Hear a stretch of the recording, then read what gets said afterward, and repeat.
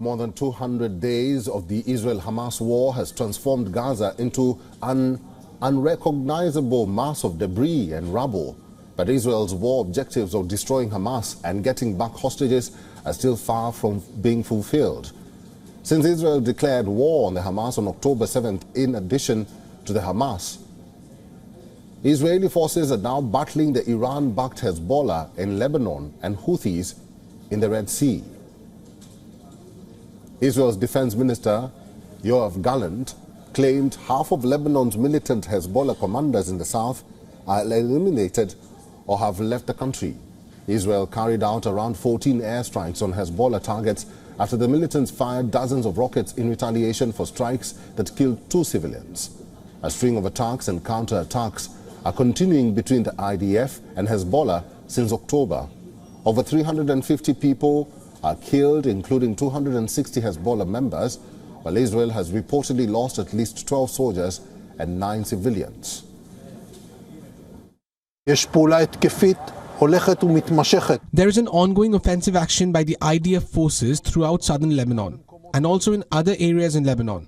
The operational results are very impressive. Half of the Hezbollah commanders in southern Lebanon have been eliminated.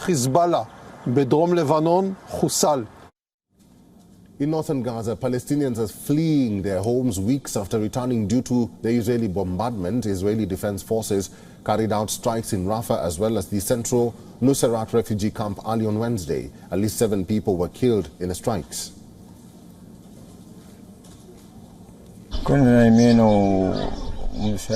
We were peacefully sleeping and nothing was happening.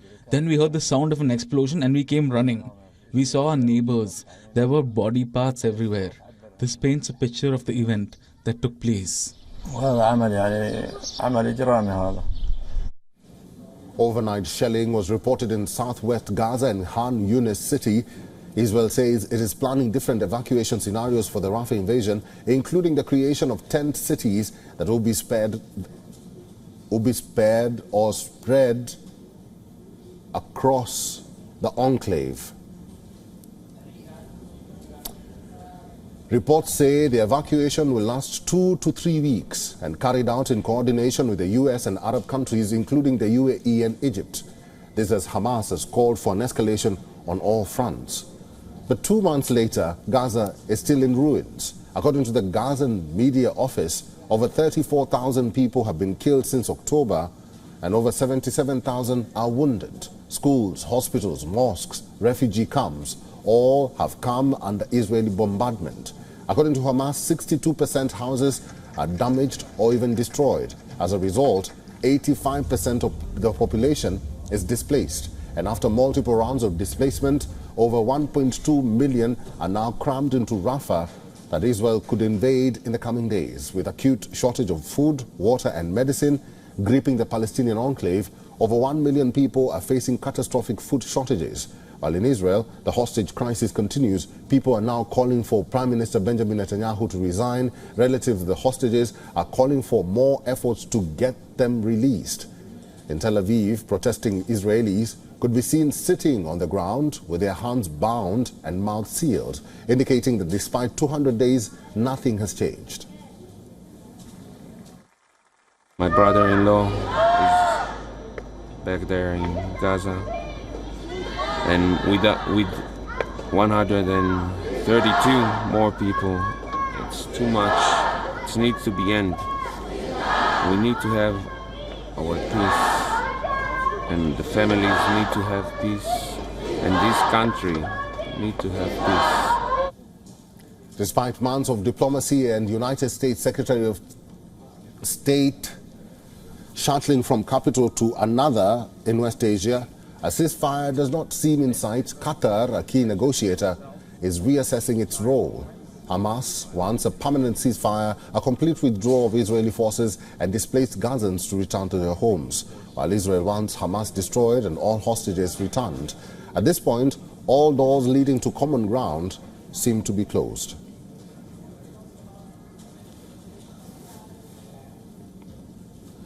Gabriel Noronha is a former special advisor for Iran at the U.S. State Department and the executive director of Polaris National Security. Mr. Noronha is joining us live from Washington, D.C.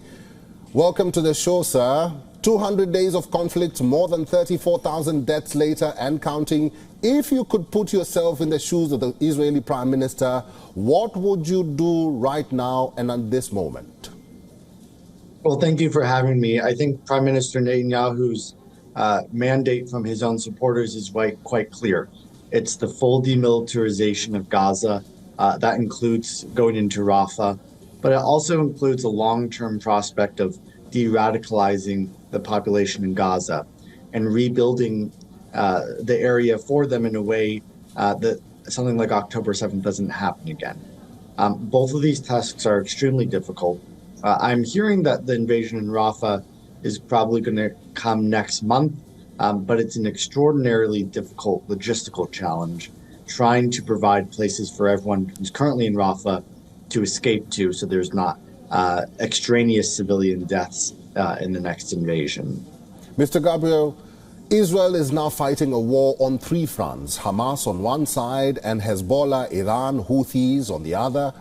Do you think that will exhaust Israel, or you, having been a special advisor for Iran, what can be done to solve these border tensions in West Asia? So I think Israel's military is actually still far superior to the combined forces of Hamas, the Houthis, Hezbollah, and even Iran. If it were an all-out war, they would still manage to defeat all of them simultaneously, but it would come at tremendous cost to Israel.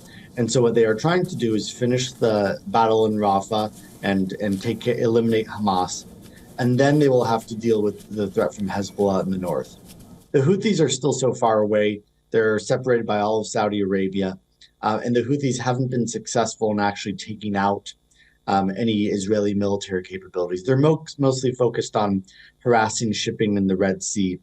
The Iranians in this recent tit-for-tat escalation showed that they actually don't have much of an ability to strike inside Israel. Their missiles and their drones all got shot down or malfunctioned on the way there. And so Israel is feeling a lot more confident today than it did 6 months ago. They believe that they actually do have military superiority. And I think the other forces also recognize that this is the case now. And so the prospects for war are actually decreasing, since they understand that attacking Israel would be very disastrous for them. What if we flip the coin and focus on the Hamas? It's not that they're blind to what is happening in Gaza. What role can they play, or what is this, or is that one thing that they can do to end this altogether? Well, they understood from day one when they attacked Israel that they could not defeat Israel in the battlefield. They're far, far inferior military. Their strength lies in their information warfare and their propaganda efforts. They want their own people to be killed so that they can go and sort of use the international media to convince the world that they are the victims. The whole point of this is to put enough political pressure on Israel that it stops the offensive and allows Hamas to regroup again, to attack again. I'm not sure Hamas actually wants to be saved. It wants perpetual warfare against Israel. It wants to continue the intifada. And so one thing that we've seen is in the current negotiations, Hamas has been the one that has been moving the negotiating goalposts continuously, demanding more and more from Israel in exchange for the release of prisoners and in exchange for a ceasefire. So they've neglected and turned down, I think, the last 3 or 4 ceasefire opportunities that have been negotiated by France, by Turkey, by other countries. Hamas is turning them down. I'm not sure if there's anything that Hamas actually wants at this point other than continuous war.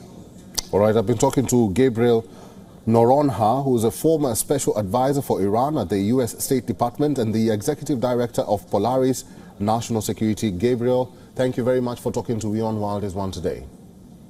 Thanks for having me. For all the latest news, download the WION app and subscribe to our YouTube channel.